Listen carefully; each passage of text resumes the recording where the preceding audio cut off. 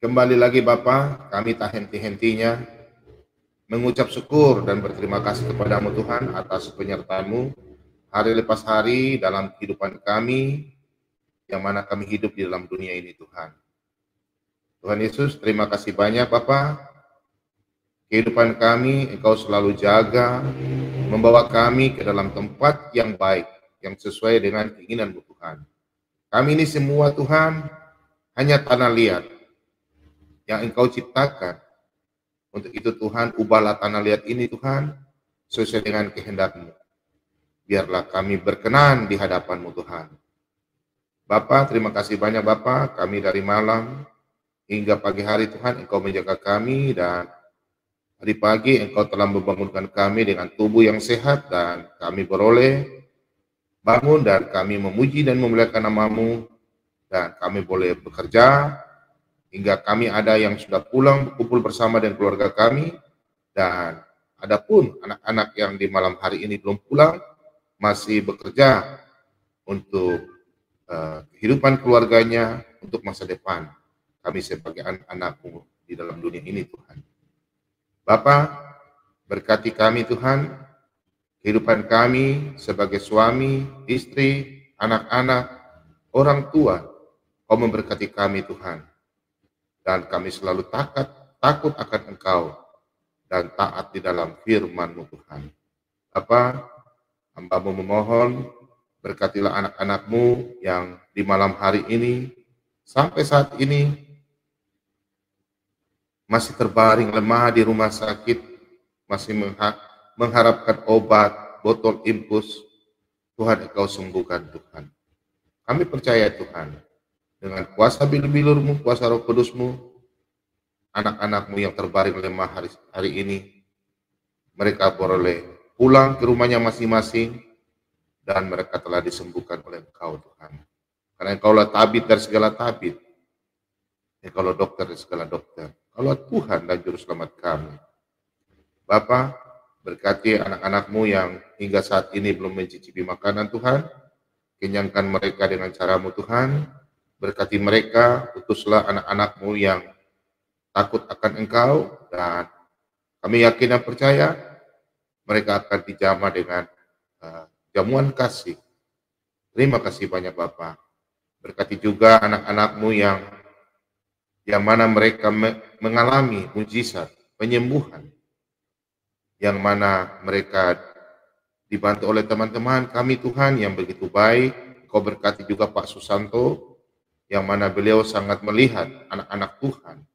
Dengan hati dia memberi Tuhan. Kami percaya dengan apa yang Engkau tanamkan kepada kami, firman-Mu, firman kebenaran, sehingga kami anak-anak-Mu takut akan Engkau. Dan berkatilah Pak Susanto dan keluarganya, biarlah berkat yang selalu dia berikan kepada anak-anak, kami tahu Tuhan, itulah berkat datang daripada-Mu. Bapa, berkati juga teman-teman kami yang sudah mana melihat pekerjaan anak-anak-Mu yang takut akan Engkau, mereka telah melihat mereka dan mereka membagi uluran tangan kasih. Kau berkati mereka Tuhan. Berkati juga hamba-hamba-Mu yang melakukan pemberian kasih kepada pelayanan dalam channel Solata BM2 ini Tuhan. Engkau melipat gandakan. Sesuai dengan apa yang mereka berikan Tuhan, Engkau melipat gandakan. Dan sesuai dengan pekerjaan yang mana mereka kerjakan, Tuhan, Engkau tambah-tambah berkat rezeki kepada mereka Tuhan. Bapa, kami percaya Bapa, Engkau selalu melindungi kami. Anak-anak-Mu yang takut akan Engkau yang di malam hari ini sakit Tuhan, Engkau sembuhkan Tuhan. Kami juga berdoa Tuhan, Engkau berkati Pak Huta Barat, yang mana beliau sementara ini kurang enak badan. Tuhan, dengan kuasa bilur-bilur-Mu, kuasa Roh Kudus-Mu, Engkau jamah dia dalam nama Yesus. Bapak Huta Barat yang ada di Perancis telah sembuh. Kami percaya Tuhan. Terima kasih banyak Bapak. Sebelum kami membaca sebagian firman-Mu Tuhan, Engkau berkati kami. Biarlah firman, sebagian firman ini dapat kami menerima dengan sukacita, dan kami menjadi anak-anak terang, dan kami beroleh memberikan kepada saudara kami firman kebenaran-Mu ini Tuhan. Biarlah mereka tercerahkan dan kami bersama-sama dengan mereka di dalam kerajaan-Mu Tuhan. Bapa, berkati serang kami mulai dari awal, pertengahan, hingga akhir. Kami percaya Tuhan, Engkaulah Tuhan satu-satunya juru selamat kami. Terima kasih banyak Bapa. Ini doa ucapan syukur kami di dalam nama Tuhan kami Yesus Kristus. Hamba-Mu telah berdoa pada Bapa di surga. Haleluya. Amin. Oke teman-teman.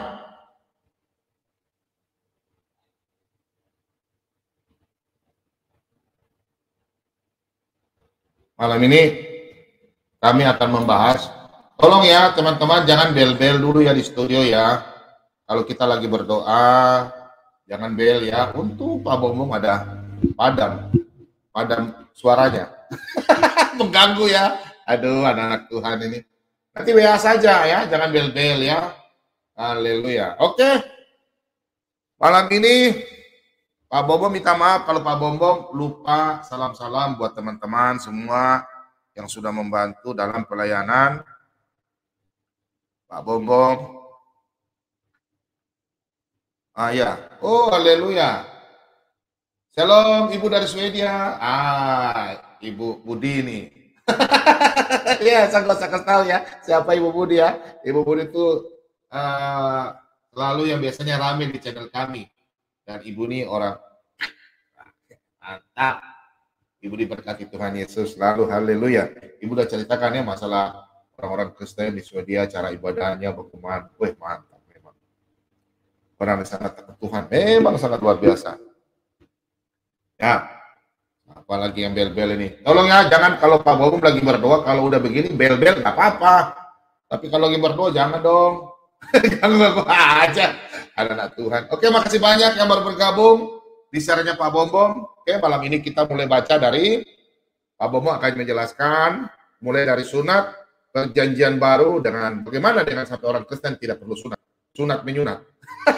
Ya, karena kita ada perjanjian baru. Oh, haleluya.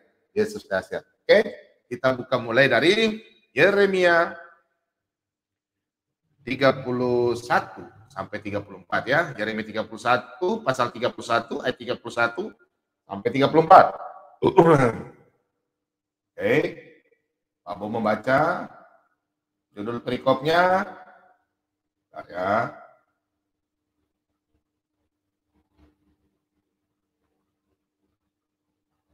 Nah, kita semua saling belajar, sama-sama belajar ya. Perjanjian baru, haleluya. Kalau begitu lama ya, kita kasih begini aja. 31 ayat 31. Judul perikopnya perjanjian baru. Sesungguhnya akan datang waktunya, demikianlah firman Tuhan. Aku akan mengadakan perjanjian baru dengan kaum Israel dan kaum Yehuda. Bukan seperti perjanjian yang telah aku adakan dengan nenek moyang mereka pada waktu aku memegang tangan mereka untuk membawa mereka keluar dari Mesir, dari tanah Mesir. Perjanjianku itu telah mereka ingkari, meskipun aku menjadi Tuhan yang berkuasa atas mereka. Demikian firman Tuhan. Tetapi beginilah perjanjian yang kuadakan dengan kaum Israel. Sesudah waktu itu, demikianlah firman Tuhan. Aku akan menaruh Tauratku dalam batin mereka dan menuliskannya dalam hati mereka. Maka aku akan menjadi Allah mereka dan mereka akan menjadi umatku. Dan tidak usah lagi orang mengajar sesamanya atau mengajar saudaranya dengan mengatakan, kenallah Tuhan, sebab mereka semua besar kecil akan mengenal aku. Demikianlah firman Tuhan, sebab aku akan mengampuni kesalahan mereka dan tidak lagi mengingat dosa mereka. Demikian firman Tuhan. Kita lihat di sini, ya, kita lihat di sini ada perjanjian baru. Nah, perjanjian baru untuk Elohim kepada bangsa Israel dan suku Yehuda. Nah, dari pembacaan ayat ini, poinnya kita lihat di dalam ayat yang 31. Sesungguhnya akan datang waktunya, demikian firman Tuhan. Aku akan mengadakan perjanjian baru dengan kaum Israel, dengan kaum Yehuda. Otomatis di sini adalah kelihatan perjanjian. Perjanjian yang mana? Berarti ada perjanjian baru, ada perjanjian lama. Yang dimaksud di sini bukan sunat ya. Sunat itu hanya dimeteraikan. Cuma Pak Bowo bikin judul supaya asli loh, paham ya? Jadi sunat itu bukan perjanjian, itu perjanjian antara perjanjian antara Tuhan dan Abraham dan keturunannya. Kalau masalah perjanjian itu nanti kita membahas itu. Ya kalau perjanjian sunat perjanjian juga, tapi itu untuk kepada bangsa Israel untuk tanda dimeteraikan. Kalau perjanjian penyelamatan, kita lihat. Oke, kita lihat dalam Keluaran. Perjanjian penyelamatan ya, kita lihat dalam Keluaran. Kita buka di Keluaran, oke teman-teman, kita buka di Keluaran satu ayat saja ya. Keluaran 24. Oke, ayat 8. Oke. Di sini perikopnya, tadi perjanjian baru. Upacara pengikatan perjanjian antara Tuhan dengan bangsa Israel. Kalau bangsa Israel, Tuhan dan bangsa Israel ada perjanjian, umat pilihannya, berarti perjanjiannya bentuk bagaimana? Nah ini yang kita mau lihat. Orang Kristen melakukan perjanjian, perjanjiannya bagaimana? Ya, berarti perjanjian itu adalah penebusan dosa. Ya, penebusan dosa. Yang di malam ini Pak Bobom sengaja angkat perjanjian sunat, perjanjian baru. Ya kalau kita mau kembali ke sunat sebenarnya itu hanya sebagai perjanjian pengikatan antara Abraham dengan Allah dan keturunannya. Bukan perjanjian untuk menghapus dosa. Tidak. Penghapusan dosa itu yang ada di Keluaran ini. Oke? Nah, itu yang maksudnya kita bahas malam ini ya. Kita buka di ayat 8.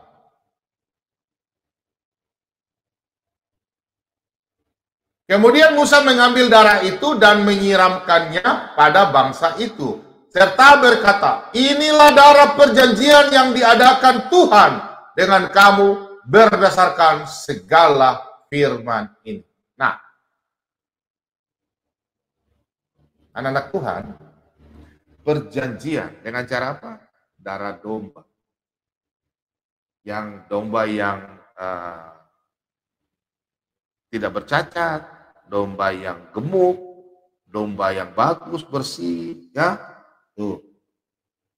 Kalau manusia, jangan saya jelaskan perjanjian baru. Nah, kadang-kadang saudara-saudara kita ini mereka nggak mengerti. Loh, kalau bangsa Yahudi disunat, kenapa Kristen tidak disunat? Mereka salah artikan masalah perjanjian lama dan perjanjian baru. Mereka hanya mengais-ngais mengenai perjanjian lama itu masalah sunat. Nah, kalau kita mau kembali ke masalah sunat, pertanyaannya, mereka ikut siapa? Mereka bilang ikut Abraham. Abraham siapa? Kalau kita tanya di kitab kita, kitabnya kitab, Abraham sebelum Abraham, namanya apa? Abram. Terus, kalau mereka Ibrahim, sebelum Ibrahim apa? Ibrimnya. Lucu. Oke? Nah, jadi perjanjian itu makanya kita lihat perjanjian lama itu apa? Penghapusan dosa bagaimana? Nah, dengan cara kemudian Musa mengambil darah itu dan menyiramkannya pada bangsa itu serta berkata, inilah darah perjanjian yang diadakan Tuhan dengan kamu berdasarkan segala firman ini. Nah, jadi perjanjian lama itu ada kurban, ya.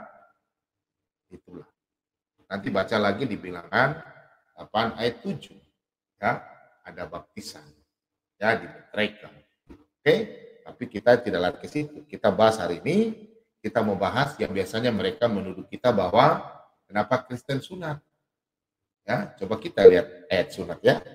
Supaya kita nanti bahas. Ya, kita lihat. Oke, kita buka di Kejadian 17. Nah, ayat 1 ini harus kita ulang-ulang karena ada ikat-terikat semua. Ketika Abraham berumur 99 tahun, maka Tuhan menampakkan diri kepada Abram yang berfirman kepadanya, "Akulah Allah yang Maha Kuasa, hiduplah di hadapanku dengan tidak bercela." Nah, ayat 2. Aku akan mengadakan perjanjian antara aku dan engkau, dan aku akan membuat engkau sangat banyak. Lalu sujudlah Abram, dan Allah berfirman kepadanya, "Dari pihakku inilah perjanjianku dengan engkau. Engkau akan menjadi bapa sejumlah besar bangsa. Karena itu namamu bukan lagi Abram, melainkan Abraham. Karena engkau telah kutetapkan menjadi bapa sejumlah besar bangsa." Ayat 6. Aku akan membuat engkau beranak cucu sangat banyak. Engkau akan kubuat menjadi bangsa-bangsa daripadamu dan berasal raja-raja. Aku akan mengadakan perjanjian antara aku dan engkau serta keturunanmu turun-temurun menjadi perjanjian kekal, supaya aku menjadi Allahmu dan Allah keturunanmu. Nah, sampai di sini jelas, sebelum Abraham punya nama, apa di ayat 2 tadi. Nah, pertanyaannya, yang biasanya itu tukang ngeyel-ngeyel, mereka bilang ikut apa aturan Ibrahim. Loh, Ibrahim kan berbeda dengan Abraham. Abraham jelas di Alkitab masalah sunat. Selalu kalau teman-teman diskusi bilang apa, bom sunat enggak? Ya, kalau sunat kesehatan ya. Kami orang Toraja dan kecil sudah sunat, ya. Tapi bukan umur berapa. Kalau Yahudi, aturan Yahudi itu sunat umur 8 hari loh. Kalau kita mau ikut mila Abraham, harus sunat 8 hari. Jangan sunat 8 tahun. Beda. Ini si Abu bilang sunat 8 tahun. Kan udah ketuaan, terlambat. Kalau ikut mila Abraham itu, yang pertama, sunat umur 8 hari. Ya, yang kedua, harus dari orang Yahudi. Kalau tidak orang Yahudi, harus budak. Nah, kita lihat ya. Ayat 8.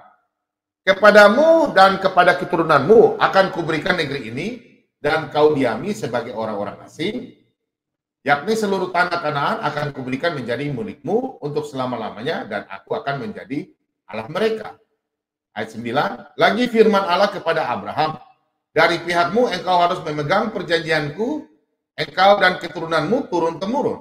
Ayat yang ke-10. Nah, di sini, saudaraku, yang dikasihi di dalam nama Tuhan kita Yesus Kristus, supaya kita semua memahaminya, inilah perjanjianku yang harus kamu pegang. Perjanjian antara aku dan kamu serta keturunanmu. Perjanjian antara Abraham serta keturunannya. Kalau kita orang Asia, keturunan dari Yoktan. Baca di Kejadian 10 ya. Sekarang baca-baca sejarah. Kita ini orang Asia itu dari Yoktan. Sepupunya dari keluarganya, nenek moyangnya Abraham, keluarganya. Baku ini ya, Yoktan. Kita di Asia. Jadi tidak ada turunan lain ya. Jadi jangan ngarang-ngarang ya. Oke. Nah. Haruslah dikerak kulit katanmu, dan itulah akan menjadi tanda perjanjian antara aku dan kamu. Nah, ini ayat 12. Anak yang berumur 8 hari haruslah disunat. Nah, bom ulang. Anak yang berumur 8 hari haruslah disunat. Yakni setiap laki-laki di antara kamu turun-temurun, baik yang lahir di rumahmu maupun yang dibeli dengan uang dari salah seorang asing, tetapi tidak termasuk keturunanmu. Orang yang lahir di rumahmu dan orang yang engkau beli dengan uang harus disunat. Maka dalam dagingmulah perjanjianku itu menjadi perjanjian kekal. Jadi kalau ada orang yang bukan keturunan Abraham, harus dia budak. Dibeli. Budak ya, baru Anda disunat. Ya, kalau Anda bukan orang Yahudi, harus dibeli, berarti budak. Kalau bukan, jangan sunat. Kalau orang Kristen sunat dan tidak, itu tidak masalah. Nah, sebentar saya jelaskan. Yang kita bahas malam ini perjanjian. Oke. Ayat 14. Dan orang yang tidak disunat, yakni laki-laki yang tidak dikerak kulit katanya, maka orang itu harus dilenyapkan dari antara orang-orang sebangsanya. Ia telah mengingkari perjanjianku. Selanjutnya Allah berfirman kepada Abraham, tentang istrimu Sarailah, janganlah engkau menyebut dia lagi Sarai, tetapi Sarah, itulah namanya. Oke? Jadi sudah mulai paham ya, harus kita bahas. Supaya jangan ada yang bikin-bikin kacau, kita umat Kristen bikin pusing. Ya, nggak usah dengarin. Kita ikut saja Alkitabiah. Oke, nah sekarang kita masuk dalam nubuatan Nabi Yeremia, suku Yehuda. Yesus adalah dari suku Yehuda, keturunan Daud. Oke, kita buka di dalam Perjanjian Lama, kitab Keluaran, perjanjian adalah dengan darah domba. Nah, kita lihat perjanjian. Tapi sebelum saya masuk perjanjian baru, coba kita buka Ibrani 8 dalam penjelasannya perjanjian lama. Oke, kita buka dalam Ibrani 8, baru kita masuk dalam Lukas. Ibrani 8, Ibrani 8, ayat 8 sampai 12. Sebab ia menegur mereka ketika ia berkata, sesungguhnya akan datang waktunya, demikianlah firman Tuhan. Aku akan mengadakan perjanjian baru dengan kaum Israel dan dengan kaum Yehuda. Nah, di sini sama dengan dalam Yeremia 31 ayat 31. Oke? Bukan seperti perjanjian yang telah kuadakan dengan nenek moyang mereka pada waktu aku memegang tangan mereka untuk membawa mereka keluar dari tanah Mesir, sebab mereka tidak setia kepada perjanjianku dan aku menolak mereka. Demikian firman Tuhan. Kembali lagi dalam Keluaran 24 ayat 8. Maka inilah perjanjian yang kuadakan dengan kaum Israel sesudah waktu itu, demikianlah firman Tuhan. Aku akan menaruh hukumku dalam akal budi mereka dan menuliskannya dalam hati mereka. Maka aku akan menjadi Allah mereka dan mereka akan menjadi umatku. Dan mereka tidak akan mengajar lagi sesama warganya atau sesama saudaranya dengan mengatakan, kenalah Tuhan.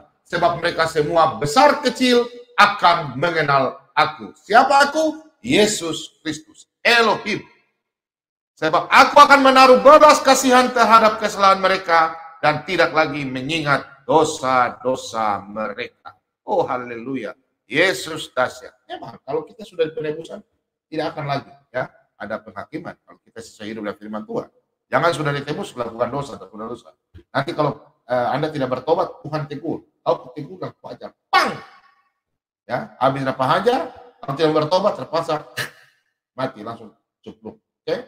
Kita buka di dalam Lukas 22. Lukas 22. Inilah perjanjian baru kami orang-orang Kristen. 22 ayat 20. Demikian firman Tuhan. Demikian juga dibuatnya dengan cawan sesudah makan. Ia berkata, cawan ini adalah perjanjian baru oleh darahku yang ditumpahkan bagi kamu. Demikian firman Tuhan. Sudah jelas. Pada waktu Yesus melakukan perjamuan, inilah tubuhku, roti, makanlah. Inilah darahku, minumlah. Inilah darah perjanjian. Oke. Kita lihat di Lukas 22 ayat 20. Inilah cawan ini adalah perjanjian baru oleh darahku yang ditumpahkan bagi kamu.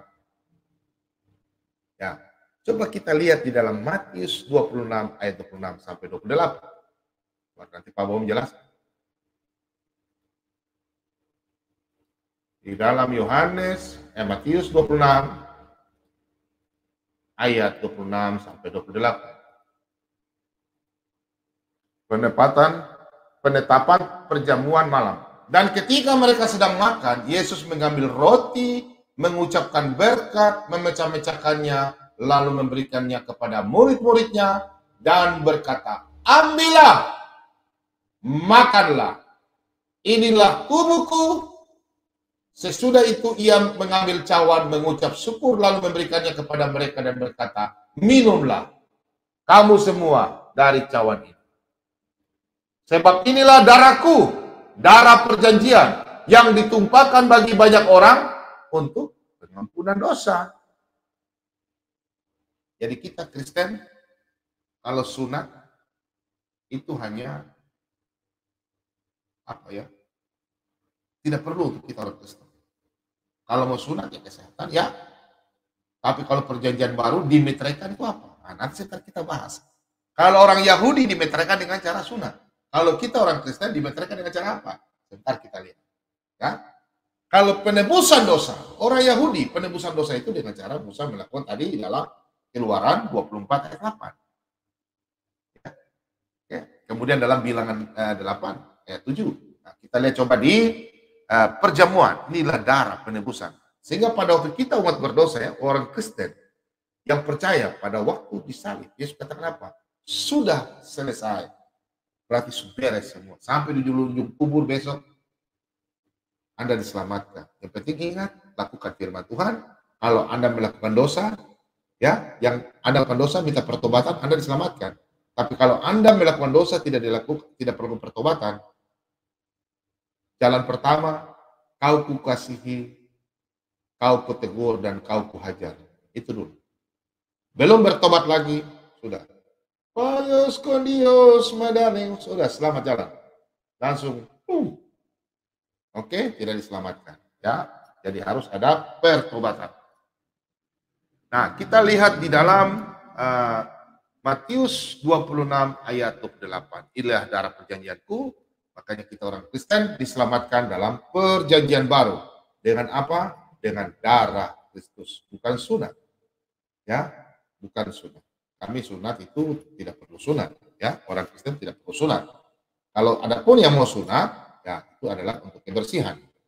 Oke? Jadi saya mau sampaikan untuk orang Kristen yang tidak pernah, apalagi yang pemalas ikut perjamuan kudus. Malam ini Anda harus melakukan perjamuan, ya. Bagi orang-orang yang pemalas gereja, ada perjamuan di gereja, cepat! Biar Anda sakit di rumah sakit, kasih tahu gereja Anda, laporkan sama keluarga, laporkan teman, ada bentuk WA, laporkan. Saya ada dirawat di rumah sakit ini, tolong ya, kalau ada perjamuan tolong antar. Kan perjamuan kudus kan ada di botol dikasih stoki-stoki kecil, nanti mereka antar. Ya, dari biasanya dari gereja, antar ke pelayan Tuhan ya, antar mereka majelis, penatua, mereka antar ya ke gereja-gereja. Ke rumah sakit, dari gereja ke rumah sakit atau ke rumah-rumah orang-orang lansia biasa diantarkan ya untuk melakukan perjamuan. Kalau Anda sakit, tapi kalau Anda pemalas gereja, Anda susah. Salam tuh. Ingat harus ikut perjamuan, jangan coba-coba ikut perjamuan. Ya, itu sangat penting perjamuan itu untuk mengingatkan dan itu perintah. Perjamuan itu perintah. Ya, jangan coba-coba Anda tidak melakukan perjamuan. Kalau Anda tidak melakukan perjamuan, rugi. Jadi ingat malam hari ini yang belum ikut perjamuan, yang pemalas ya, perjamuan kan ada berapa kali dalam setahun. Ya, jangan malas. Itu. Pas mau minum perjamuan, jangan cuma makan saja langsung minum. Ya, kan perjamuan sekarang corona kan dikasih perjamuan kan ada stoki-stoki kecil itu loh. Ya, kalau sebelum corona kita perjamuan itu dalam satu cawan. Ya, cawan. Tuh, oke. Coba kita lihat kenapa sampai kita selalu melakukan perjamuan, perjanjian baru. Kita buka dalam 1 Korintus. Nah, makanya kita orang Kristen, kalau mereka bertanya dari seberang, kasih tinggal saja. Malam ini kita penguatan iman. 1 Korintus 11 ayat yang ke-25. Demikian juga ia mengambil cawan sesudah makan lalu berkata, cawan ini adalah perjanjian baru yang dimeteraikan oleh darahku. Perbuat ini setiap kali kamu meminumnya menjadi peringatan akan aku. Anak-anak Tuhan harus tahu terima kasih ya. Dosa Anda itu sudah ditebus di kayu salib, baru tidak melakukan perjamuan. Lakukanlah perjamuan. Itu mengingatkan Anda. Dosa Anda telah ditebus di kayu salib dengan darah. Anda saja baru disakiti sedikit sudah mewek. Sudah baru disakiti sama teman-teman sekerja, sudah mau tidak mau pergi ibadah ke situ. Mungkin karena hamba Tuhan ini masalah dengan Anda tidak mau pinjam gereja. Anda sebenarnya ke gereja cari siapa? Cari pendeta atau cari Tuhan? Ya, kalau ada sakit hati dan pendeta jangan. Berdoa buat pendeta itu, biar Tuhan yang jawab. Atau Anda yang melakukan kesalahan, Anda mau pindah-pindah gereja, Anda tetap tidak tumbuh. Tahu? Contoh begini. Anda hari ini tanam pohon di satu sudut rumah. Terus Anda lihat, aduh, tidak bagus, so. Cabut lagi. Tanam lagi di sini. Besok lagi datang. Macam kurang pasca. Tanam lagi, cabut. Begitu saja. Setiap minggu Anda cabut. Kira-kira pohon itu bisa tumbuh baik atau tidak? Setiap hari Anda cabut. Sama seperti Anda kalau di gereja. Jangan pindah-pindah. Tutup sedikit saja. Ya, tutup sedikit saja. Kalau memang mungkin pindah karena ikut istri atau ikut suami, atau mungkin sudah tidak bisa lagi akor, bagaimana, daripada ribut, daripada apa, cari Tuhan. Lipat tangan, atau orang yang memang betul-betul lipat tangan, duduk dengan air mata dan buka tangan, minta ampuni. Meskipun Anda benar, ampuni. Orang Kristen harus merdeka. Merdeka dalam apa? Keimanan adalah dia cakap. Cakap apa? Bukan mukanya. Hatinya. Jaga hati. Itu berarti apa? Sukses. Sukses dalam apa? Tahan emosi, amarah. Baru orang Kristen. Jangan orang Kristen bukan dendam. Baru dikorek sedikit hatinya dia marah. Bicara-bicara orang. Ya, tidak senang dengan orang punya firman Tuhan. Salah. Bilang kita tukang mulut saja tidak praktik. Kan saja. Anda mau marah terserah. Anda mau sakiti terserah. Anda mau marah hamba Tuhan terserah. Tapi nanti Anda akan menerima. Ya. Jadi gitu. Jadi kita nggak usah. Namanya kalau anak Tuhan, anak Kristus, itulah Kristen. Orang seberang, orang mana mau hina kita, terima. Balik ini. Dia buang ludah. Telan saja. Ya. Anda menaruh barang api di kepalanya. Barang api. Yang di rumah katakan amin. Amin. Haleluya. Kasih kemuliaan bagi Tuhan Yesus. Tepuk tangan. Kasih kemuliaan. Kemuliaan bagi Tuhan Yesus. Kemuliaan. Bersorak-soraklah di rumah. Yang nonton. Jangan ragu. Jangan takut. Yesus sang juru selamat bagi Anda. Kita semua mengalami. Pak Bobo mengalami. Pak Bobo dipilih.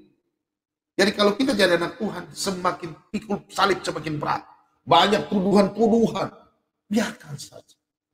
Semakin kita diberkati oleh Tuhan Yesus, kita semakin pikul salibnya tuh. Salibmu, salibmu. Siapa yang pikul salib bilang pikul salib ringan? Bukti saudara kita Pak Muhammad Kacil. Semakin dia mengobar-kobarkan tentang Yesus, semakin dia ditindas. Bapak Saifuddin Ibrahim. Apakah anak Kristen berani? Mereka dulu yang terbelakang, sekarang mereka yang terdepan. Apakah ada orang Kristen tidak berdoa buat mereka? Mungkin Kristen saya tidak tahu. Tapi 95% ke atas orang Kristen pasti berdoa buat Bapak Muhammad Kacil. Pasti. Tidak mungkin tidak. Tidak mungkin, saya tidak yakin.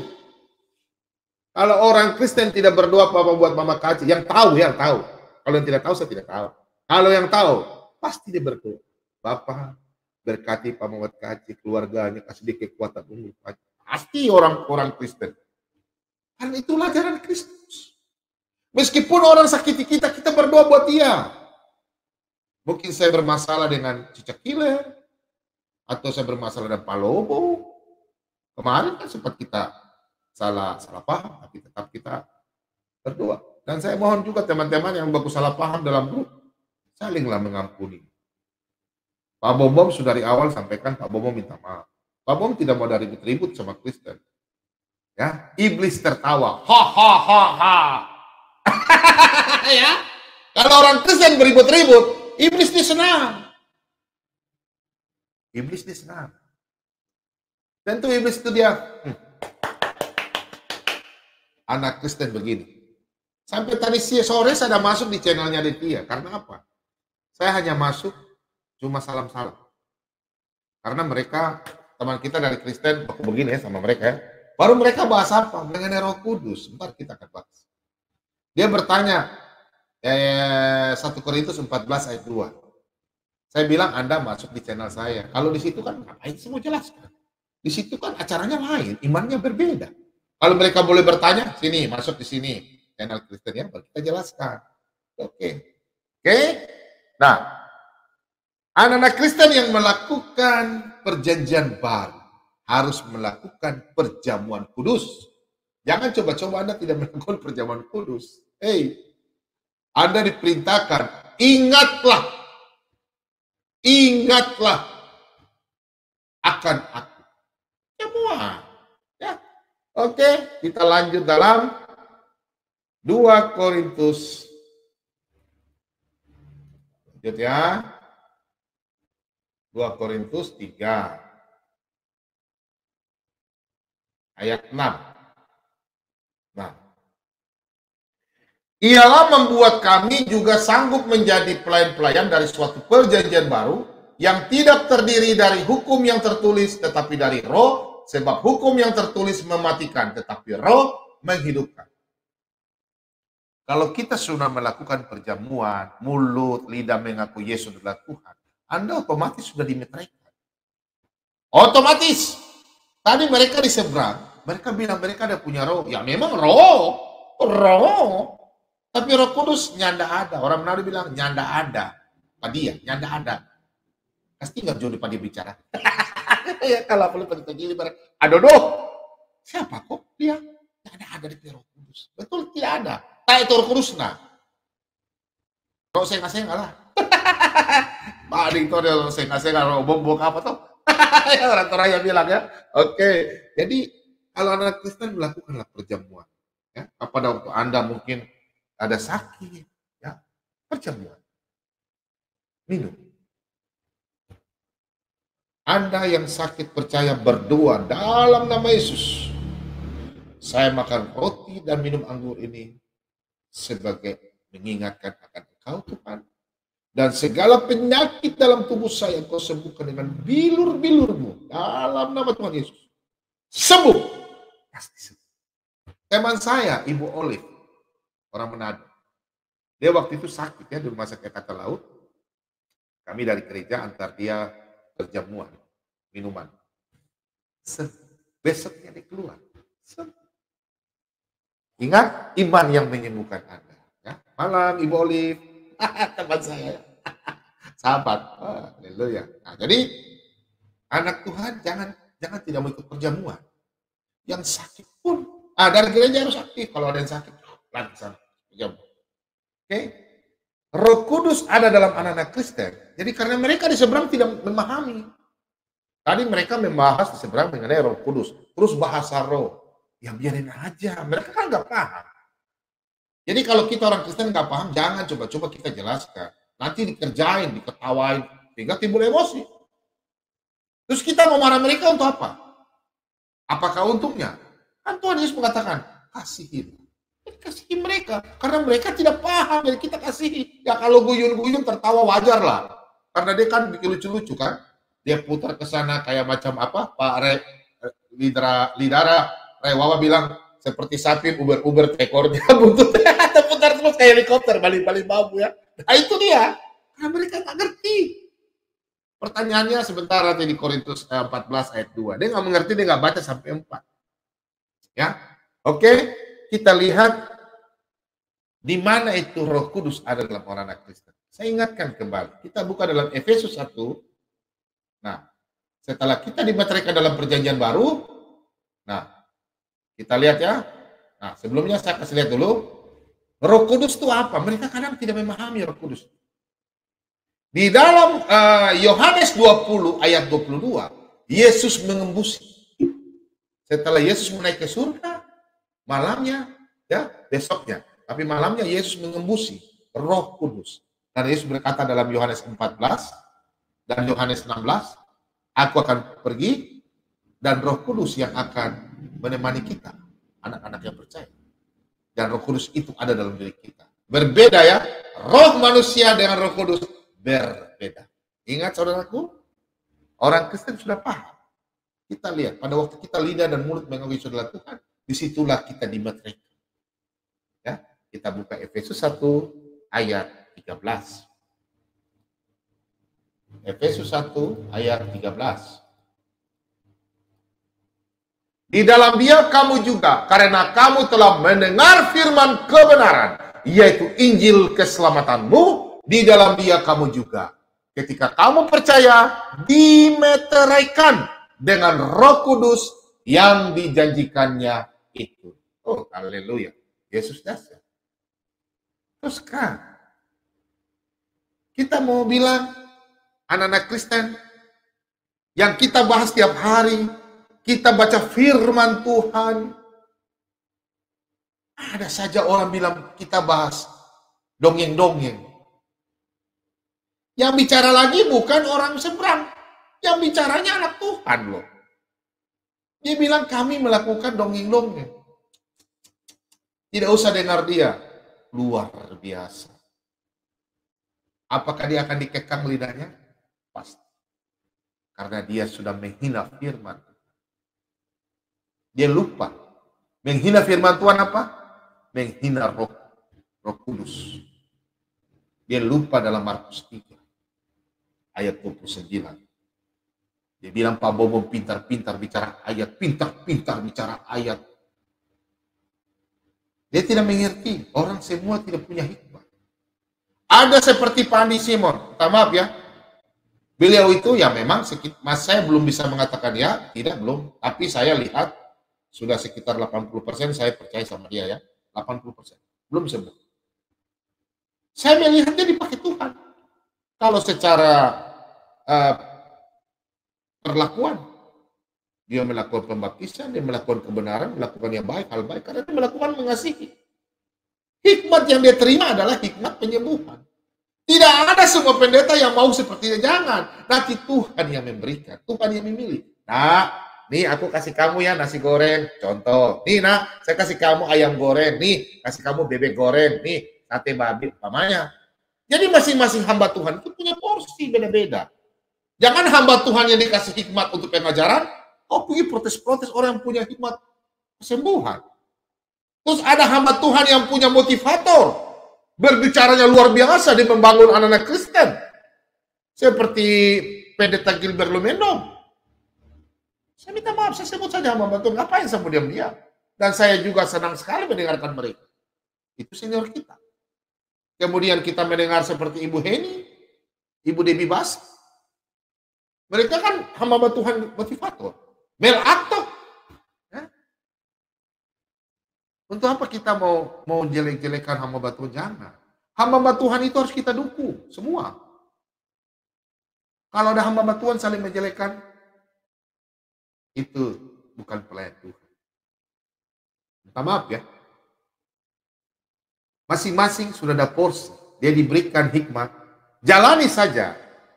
Jangan Anda menjadi penghalang di pintu surga.